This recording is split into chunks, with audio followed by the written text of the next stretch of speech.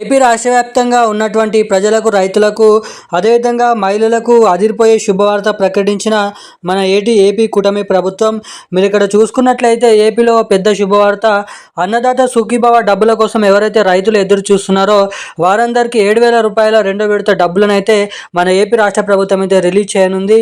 ఇక దీంతో పాటుగా పీఎం కిసాన్ 21 విడత కింద 2,000 రూపాయలు కూడా మన కేంద్ర ప్రభుత్వం అయితే డబ్బులను విడుదల చేస్తూ భారీగానైతే ఉత్తర్వులు అయితే జారీ చేయడం అయితే జరిగింది.